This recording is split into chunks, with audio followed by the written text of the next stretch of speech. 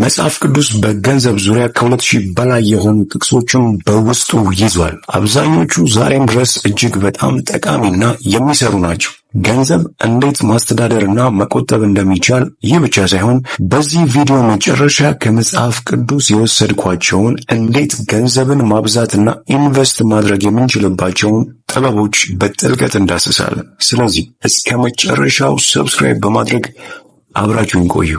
The 20% rule ወይም የ20% ህግ። ይህ ህግ በመጽሐፍ ቅዱስ ውስጥ በዮሴፍ ታሪክ ውስጥ እናገኘዋለን። ዮሴፍ ለንጉሥ ፈርዖን ያየውን ህልም በሚፈታበት ጊዜ 7 ዓመት የጥጋብ እንዲሁም 7 ዓመት የረሃብ ዘመን ከፊቱ ስለሚኖር ለዛ መዘጋጀት እንዳለበት ለንጉሥ ፈርዖን ይነግረዋል። ይህንንም ለማድረግ በ7ቱ ዓመት የጥጋብ ዘመን ከሚያገኘው ምርት ሁሉ 1/5ኛውን ወደ ጎተራው እንዲያከማችና ለሚመጣው 7 የረሃብ ዓመት እንዲዘጋጅ ይመክረዋል። ፈርዖንም ይህንን የዮሴፍ ምክር ተቀብሎ ለሚመጡት 7 የረሃብ ዘመን በዚህ መልክ እንደተወጣ እንመለከታለን። ይህ ታሪክ ድንቅ የሆነ የሀብት አስተዳደር ጥበብ፣ የድንገተኛ ጊዜ ዝግጅት እንዲሁም ለማይመቹና መልካም ላልሆኑ ጊዜያት እንዴት መዘጋጀት እንዳለብን ከመጽሐፍ ቅዱስ የምናየው አስገራሚ ታሪክ ነው። በፋይናንሻል ህይወታችን የሙላትና የመትረፍረፍ ጊዜያት ውስጥ በምንሆንበት ጊዜ አስቸጋሪ ጊዜያት ፈጽሞ እንደሌሉ እናስባለን። እውነታው ግን የማግኘት ጊዜ እንዳለ ሁሉ የማጣትና አስቸጋሪ ወቅቶችም አሉ። ይህ ከመሆኑ በፊት ከገበያችን 20% ወይም በዚህ ህግ መሰረት the 20% ሩልን በመጠቀም ለአስቸጋሪ ጊዜ መዘጋጀት እንዳለብን ከዮሴፍ ታሪክ መማር እንችላለን። ይህ የመጀመሪያው ህግ ነው። the 20% rule ከገቢ 20% የሚሆነውን ማስቀመጥ። become a minimalist ሁለተኛው ነጥብ ነው። ያለኝ ይበቃኛል ማለትን ተማር። መጽሐፍ ቅዱስ የሰው ህይወት በሀብቱ ብዛት እንዳልሆነ ያስጠነቅቀናል። ከመስገብገብም ራሳችንን እንድንጠብቅ ይመክረናል። ይህ ማለት ምንም ያህል ሀብትና ንብረት ቢኖረን ከኛ ደስታ ወይም ትክክለኛ ዋጋችን ጋር ፈጽሞ አይገናኝም። ካለን ሀብትና ንብረትም አንዲቷን እንኳን ልንወስድ አይቻለንም። ይህ ማለት ግን ቀጥሎ የምናያቸውን ጠንክሮ መስራትና ገንዘብ ማግኘት የለብንም የሚል ሐሳብ ሳይሆን ባለን ረክተንና ደስተኛ ሆነን ያለኝ ይበቃኛል የማለትን ጥበብ መማር እንዳለብን የሚያሳይ ሐሳብ ነው። ጥሩ ቤት፣ መኪናና ቅንጡ ህይወት፣ ብዙ ሀብት እንዲሁም የተሻለ ስራና እድገት ዘውትር መመኘትና በእንዲህ ያሉ አምሮቶች መኖር የለብንም። ባለን ነገር አመስጋኞችና የረካን ልንሆን ይገባል። አስታውስ፣ የሰው ህይወት በሀብቱ ብዛት አይደለም። ስለዚህ ከመስገብገብ ተጠበቅ። ዶንት ቢ ኢን ዴብት ዕዳ ውስጥ አትግባ።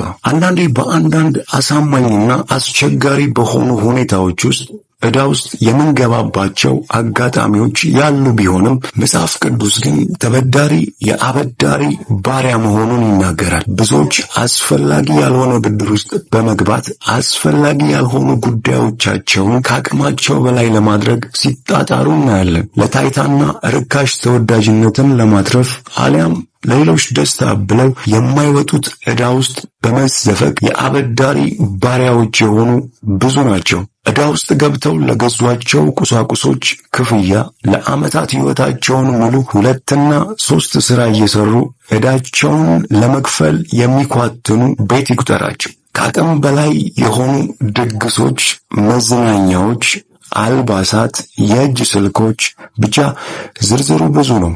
እንዲህ ያሉ የቁሳቁስ ዕዳ ውስጥ ገብተው ይህንን ዕዳቸውን ለመክፈል ቀን ተሌት የሚሯሯጡ ብዙ ናቸው። ዕዳ ውስጥ ከመግባት በፊት አንተ ግን ይህን አስታውስ፣ ተበዳሪ የአበዳሪ ባሪያ ነው።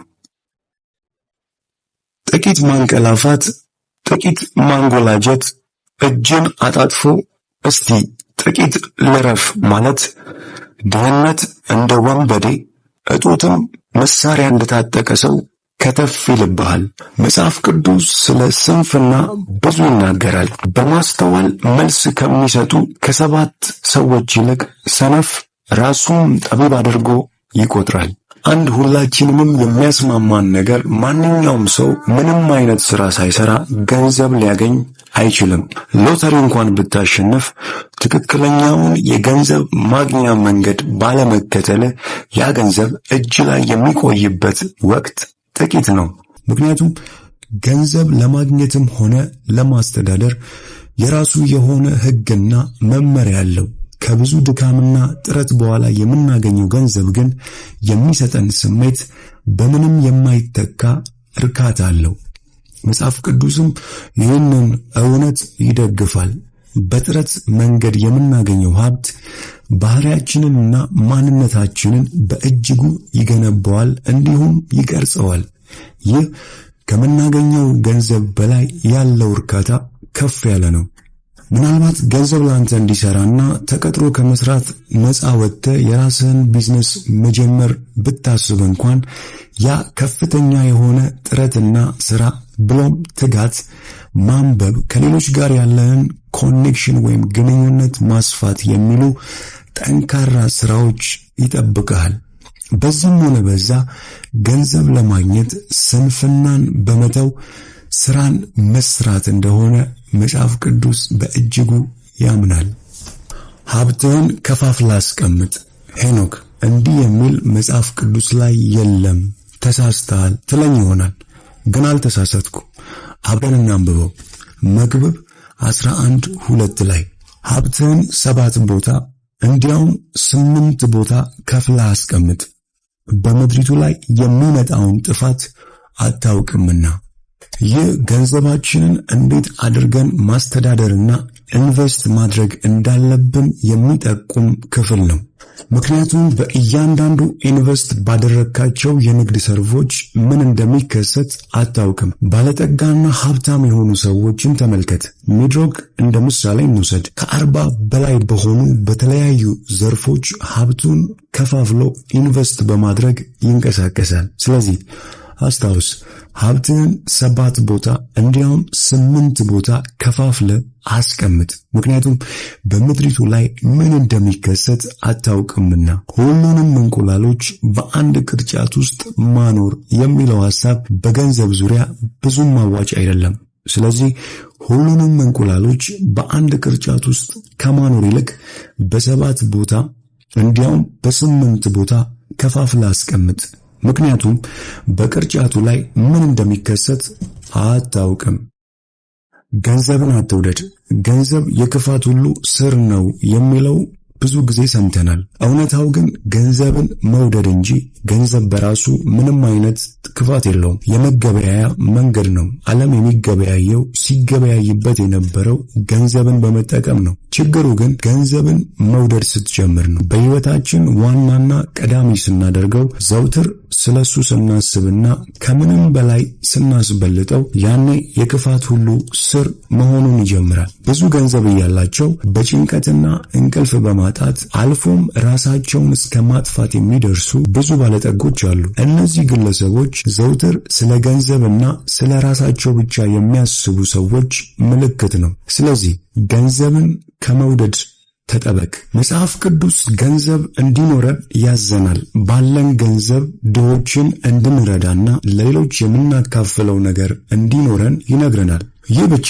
ሳይሆን ለልጅ ልጆቻችን ይህንን ሀብት ማውረስ እንዳለብንም ይመክረናል። ይህም ለሚቀጥለው ልጆቻችንና ልጅ ልጆቻችን ሀብትን እንድንገነባ የሚያዘን ክፍል ነው። እንደ ምሳሌም የቀስተ ደመና ድርጅትን ማየት እንችላለን። እያንዳንዱ አባት ለልጁ ብቻ ሳይሆን ለልጅ ልጆቹ ትቶ የሚያልፈው ራዕይ፣ ሀብት፣ ግብና ሌጋሲ ቢኖረው ምድራችን በተለይ ደግሞ እንደኛ ያለ ድሃ ሀገር እንዴት በተቀየረና በተለወጠ ነበር። ስለዚህ ስትሰራ ለልጅ ልጆችህ የሚተርፍ ነገር ለማኖር ለመተው ስራ ወይም ጣር።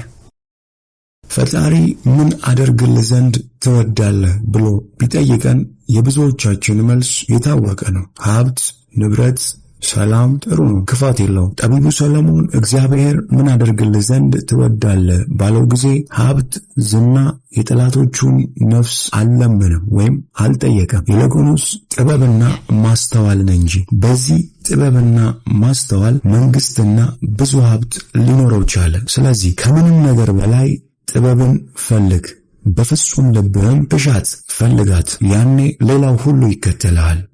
ለዛሬ አበቃው። ሁሌ እንደምለው አዲስን ነገር መስማትና መናገር እንልመድ። ለዚህ ቻናል አዲስ የሆናችሁ ሰብስክራይብ በማድረግ ይህንን ድንቅ ቤተሰብ እንድትቀላቀሉ ጋብዛችኋለሁ።